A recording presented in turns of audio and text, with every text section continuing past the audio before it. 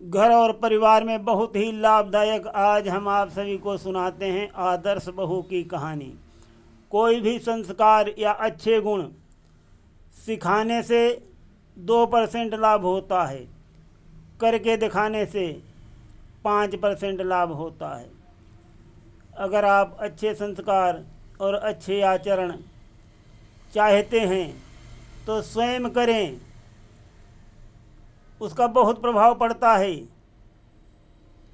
घर परिवार के साथ साथ पड़ोसियों पर भी उसका प्रभाव पड़ता है और पड़ोसी भी शुद्ध आचरण और संस्कार लाभों के पात्र हो जाते हैं। तो सुनिए आदर्श बहू की कहानी। एक बहुत ही धनवान सेठ जी थे। उनके 7 बेटे थे।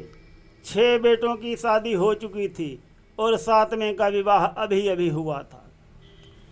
जिस लड़की से सेठ के 7वें बेटे का विवाह अभी अभी हुआ था, उस लड़की के माँ बाप जो थे बहुत ही संस्कारी और बहुत ही अच्छे आचरण वाले थे। उन्होंने अपनी बेटी को बहुत अच्छी शिक्षा दी थी और बहुत अच्छे संस्कार सिखाए थे। और सेठ जी के घर में भी सब बहुत अच्छे स्वभाव के थे। 7 भाई होने पर भी सभी एक साथ ही रहते थे। ये बहुत ही विलक्षण बात होती है जो इतना बड़ा परिवार एक साथ रह ले। और घर में रसोई भी जो है स्त्रियां ही बनाती थी, कोई भी नौकर नहीं था। स्त्रियां स्वयं रसोई बनाती थी। तो वे पति पुत्र सास ससुर आदि को बड़े प्रेम से भोजन कराती थी। परंतु रसोइया अगर भोजन बनाता है तो कोई खाए अथवा न खाए उसको क्या मतलब, वो तो चाहता है कि जो कम खाएगा तो हमको कम काम करना पड़ेगा। इसीलिए सेठ जी ने रसोइया बनाने के लिए कोई नौकर नहीं रखा था।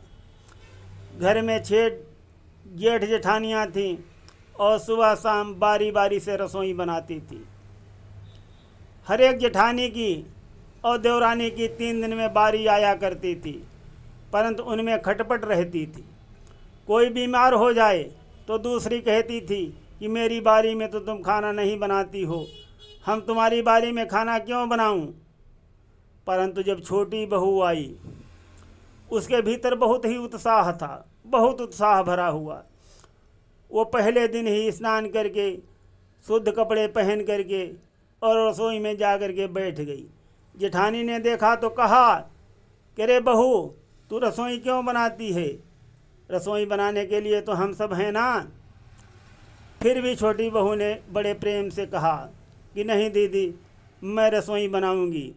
और बहुत अच्छी रसोई बनाई, सबको बहुत प्रेम से भोजन कराया। सब ने बहुत ही प्रसन्न होकर के भोजन किया और छोटी बहू की बहुत तारीफ करने लगे सब। सेठ जी का बहुत बड़ा घर था। सभी भाइयों के कमरे अलग अलग थे। खाना खाने के बाद सब अपने अपने कमरों को चले गए। तो सास जो थी वो छोटी बहू के कमरे में गई और कहने लगी कि बहू, तू सबसे छोटी है, तुझे सब बहुत लाड़ प्यार करते हैं, तू रसोई क्यों बनाती है? तेरी 6 जेठानियाँ हैं। छोटी बहू बोली, माँ जी, कोई भूखा अतिथि घर आ जाए तो उसको आप अन्न क्यों देते हो? सास बोली, बहू, इसमें बड़ा पुण्य होता है। घर में कोई भूखा आ जाए तो उसको भोजन कराना गृहस्थ का खास धर्म है। उसको तृप्ति होती है, सुख मिलता है, तो देने वाले को पुण्य होता है। छोटी बहू बोली, दूसरों को भोजन कराने से पुण्य होता है, तो क्या घर वालों को भोजन कराने से पाप होता है? माँ, मकान आपका, अन्न आपका, बर्तन आपके, सब चीज़ें आपकी हैं। मैं थोड़ी सी मेहनत करके रसोई बनाकर खिलाऊं तो मेरा पुण्य होगा कि पाप होगा? नहीं होगा पुण्य मुझे माँ।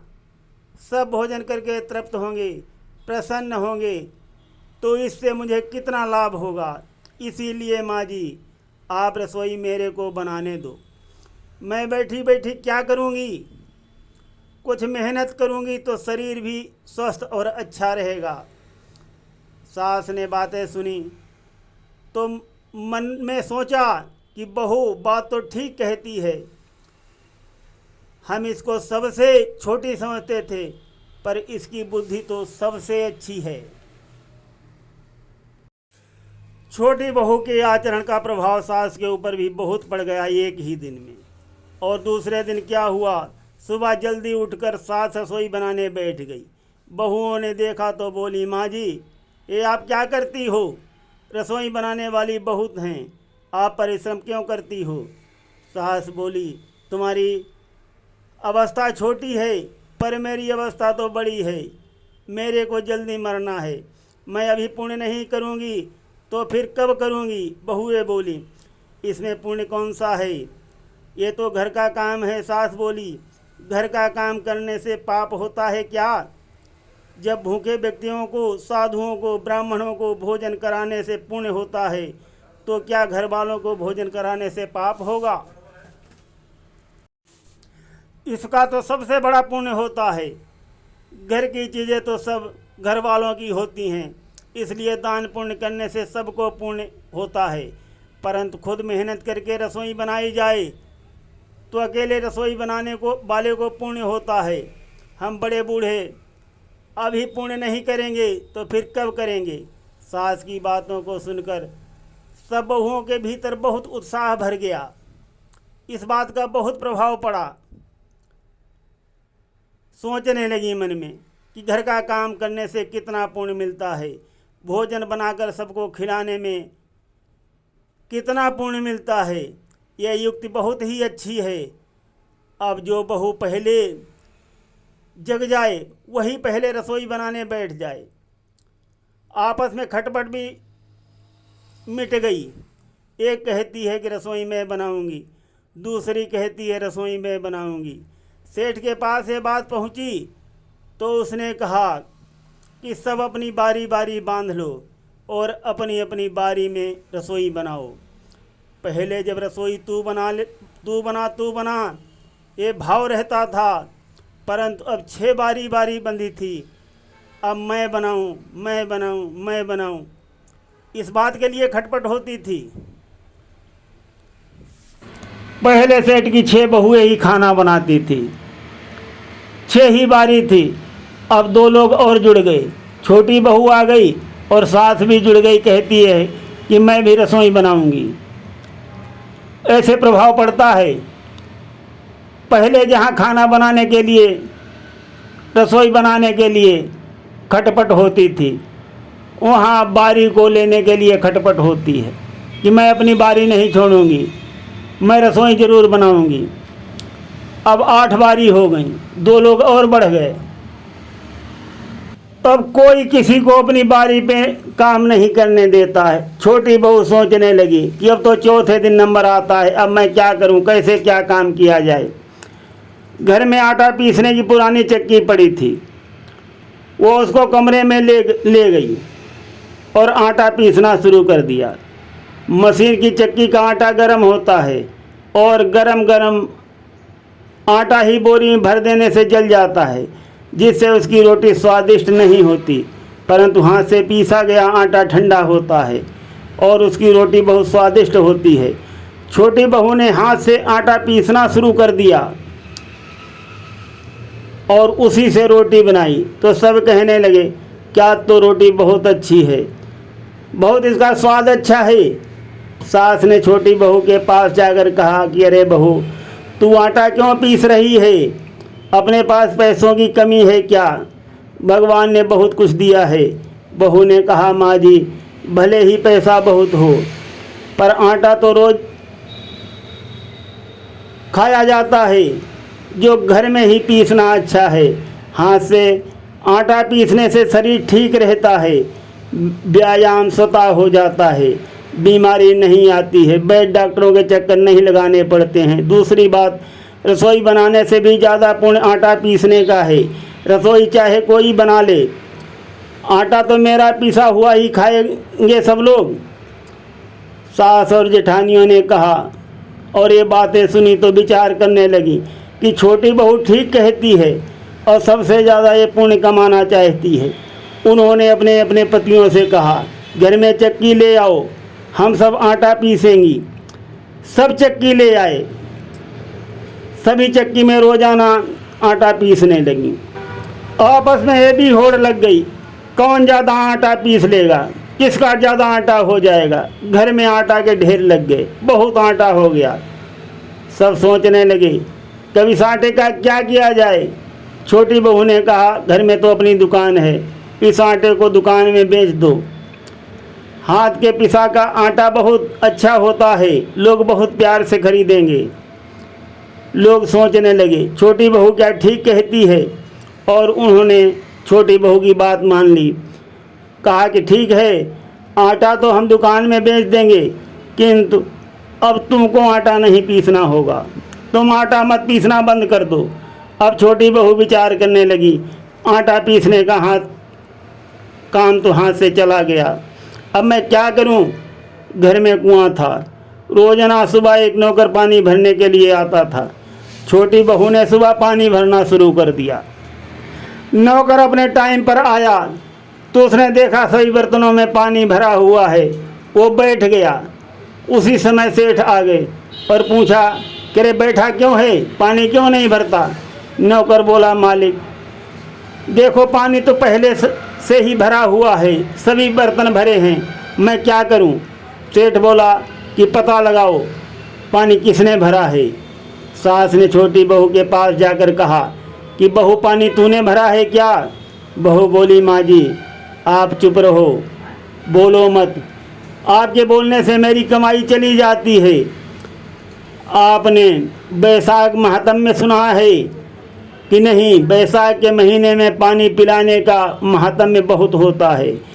पानी पिलाने का जितना पुण्य है उतना अन्न देने का भी नहीं है, क्योंकि अन्न तो दिन में एक दो बार खाते हैं, पर पानी दिन में कई बार पीते हैं। पानी से स्नान करते हैं, कुल्ला करते हैं, हाथ पैर धोते हैं, पानी ज़्यादा काम में आता है। दूसरे दिन सास जल्दी उठकर कुएं पर चली गई और पानी खींचने लगी। दूसरी बहुओं ने देखा तो बोली, माँ जी ये आप क्या करती हो, लोगों में हमारा मुंह काला होगा कि घर में इतनी बहुएं बैठी हैं और सास पानी भरती है। सास बोली, बूढ़ों को तो जल्दी मरना है, इसलिए उनको पहले काम करके पुण्य कमाने दो, तुम लोग तो पीछे भी कर लोगे।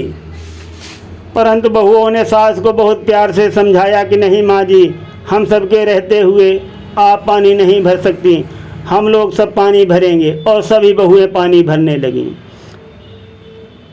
नौकर इधर निकम्मा बैठा है बिना काम के लिए। तो बहुओं ने कहा कि नौकर को छुट्टी दे दो। सेठ भी सोचने लगे कि बिना काम के पैसा क्यों दूं।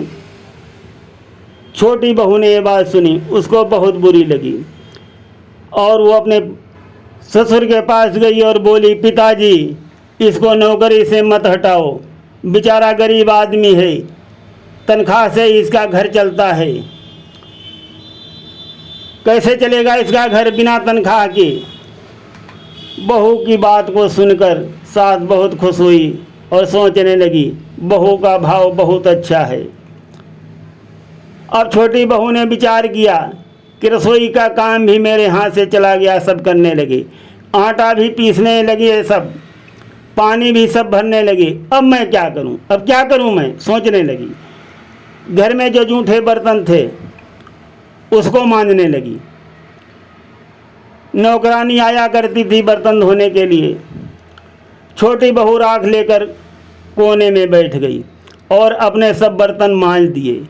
नौकरानी दूर बैठी थी। सास ने देखा तो बोली, बहू विचार तो कर, बर्तन मांजने से तेरा गहना घिस जाएगा, कपड़े खराब हो जाएंगे, फायदा क्या होगा। छोटी बहू बोली, माँ जी ऐसी बात नहीं है, आप चुप रहिए। सास बोली, बात तो सही है, पर बात क्या है बताइए। बहू बोली, माँ जी जूठन उठाने का बड़ा महात्म्य है। आपने महाभारत की कथा सुनी है, पांडवों ने यज्ञ किया तो सबसे पहले भगवान श्री कृष्ण का पूजन हुआ।